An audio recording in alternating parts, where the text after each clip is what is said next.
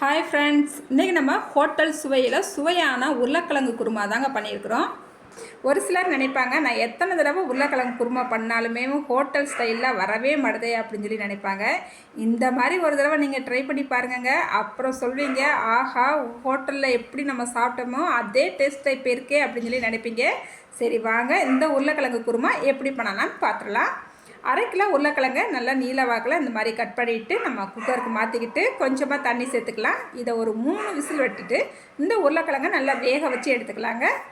இப்போ உருளைக்கிழங்கு அந்த சைடு நல்லா வெந்துக்கிட்டு இருக்கட்டும். இந்த சைடுக்கு நம்ம குருமாவை ரெடி பண்ணிடலாம். இப்போ ஒரு கடாய் அடுப்பில் வச்சுக்கிட்டு 3 ஸ்பூனுக்கு நல்லெண்ணெய் சேர்த்துக்கலாங்க. கடுகு சேர்த்துக்கலாம். கடுகு நல்லா பொரிஞ்சு வந்த உடனே ஒரு கைப்பிடி அளவு கடலைப்பருப்பு சேர்த்துக்கலாங்க. அதுக்கப்புறமா 3 வத்தலை கிள்ளிட்டு நல்லா சேர்த்துக்கலாங்க. கொஞ்சமாக கருவேப்பிலையும் சேர்த்துக்கலாம்.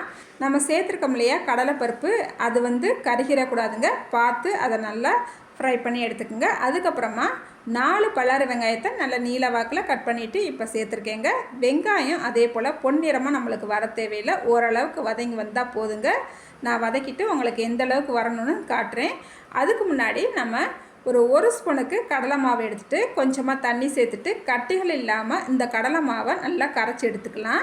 நல்லா வெங்காயம் ஒரு சைடு வெந்துக்கிட்டே இருக்கட்டும். நம்ம இந்த சைடு கடலை மாவும் கரைச்சி ரெடி பண்ணி வச்சாச்சு. பாருங்கள், வெங்காயம் இந்த அளவுக்கு நல்லா வெந்து வரணும். இப்போ நம்ம வெங்காயத்தில் கொஞ்சமாக தண்ணி சேர்த்துக்கலாங்க.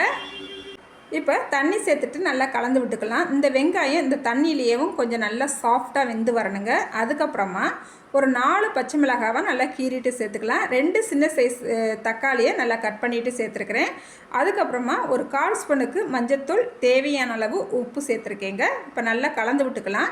நல்ல பச்சை மிளகாவை இந்த நேரத்தில் நம்ம சேர்க்கும் போது நல்ல ஃப்ளேவர் சூப்பராக இருக்குங்க. தக்காளியுமே நம்மளுக்கு வெந்து வந்துடும் இந்த தண்ணியிலேயும். இப்போ இது நல்லா கொதிக்கட்டுங்க. அடுப்பை ஏற்றி வச்சிடாதீங்க.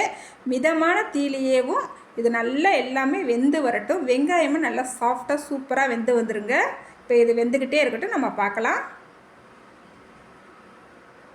இப்போ பாருங்கள், ஒரு 3-4 நிமிஷமும் நல்லா வேக விட்டுக்கிட்டாச்சு. நல்லா வெங்காயமும் நல்லா வெந்து வந்துருச்சு. இந்த நேரத்தில் நம்ம கரைச்சி வச்சுருக்கோம் இல்லையா கடலை மாவு, அதை சேர்த்துக்கலாங்க. சேர்த்துட்டு நல்லா கலந்து விட்டுக்கலாம். கொஞ்சம் கெட்டியாக இருக்கிறது போல் இருக்குது, அதனால் கொஞ்சமாக தண்ணி சேர்த்துக்கலாங்க. தண்ணி சேர்த்துட்டு நல்லா கலந்து விட்டுக்கலாம். நம்ம இந்த மாதிரி கடலை மாவு சேர்த்தா பிறகு வெங்காயம் தக்காளி எல்லாம் தனித்தனியாக இருந்தது இல்லையா, இப்போ நம்ம கடலை மாவு சேர்த்தா பிறகு பாருங்கள் எல்லாமே ஒன்று போல் சூப்பராக நம்மளுக்கு வெந்து வந்துக்கிட்டு இருக்குது. இதை ஒரு 3-4 நிமிஷம் நல்லா வேக விட்டு நான் எடுத்துக்கிட்டேங்க. இங்கே பாருங்கள், இந்த கிரேவியை உங்களுக்கு பார்த்தாலே தெரியும். இந்த நேரத்தில் நம்ம உருளைக்கிழங்க நல்லா தோலெல்லாம் எடுத்துகிட்டு நல்லா மசிச்சு வச்சுருக்குறோம். இந்த உருளைக்கிழங்க நம்ம சேர்த்துக்கலாங்க. சேர்த்துட்டு மறுபடியும் நல்லா கலந்து விட்டுக்கலாம். கொஞ்சம் கெட்டியாக இருக்கிறது போல் இருக்குது. இந்த நேரத்தில் நம்ம ஒரு 1/4 கப்புக்கு தண்ணி சேர்த்துக்கலாம். ரொம்ப கெட்டியாக இருந்தாலும் நல்லா இருக்காது. இப்போ பாருங்கள், நம்ம தண்ணி சேர்த்துட்டு ஒரு 3-4 நிமிஷம் நல்லா கொதிக்க வச்சு எடுத்துக்கிட்டாச்சுங்க. இந்த அளவுக்கு நம்மளுக்கு இந்த குருமாவோட பதம் இருக்கணுங்க. அப்போ தான் பூரியோடு அப்படி வச்சு சாப்பிடும் போது டேஸ்ட்டு சூப்பராக இருந்துச்சுங்க. இந்த மாதிரி தான் இருக்கணும்.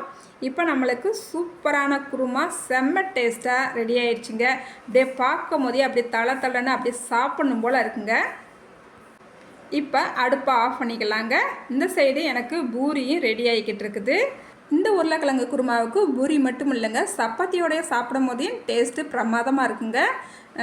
இன்றைக்கி எங்கள் வீட்டில் பூரியும் குருமாவும் நாங்கள் வச்சு சாப்பிட்டோங்க. டேஸ்ட்டு செம்மையாக இருந்துச்சு. நீங்களும் ஒரு தடவையாவது இதே மாதிரி உருளைக்கிழங்கு குருமா செஞ்சு சாப்பிட்டு பாருங்கள். சாப்பிட்டு பார்த்துட்டு எப்படி வந்துச்சுன்னு மறக்காமல் கமெண்ட்டில் சொல்லுங்கள்.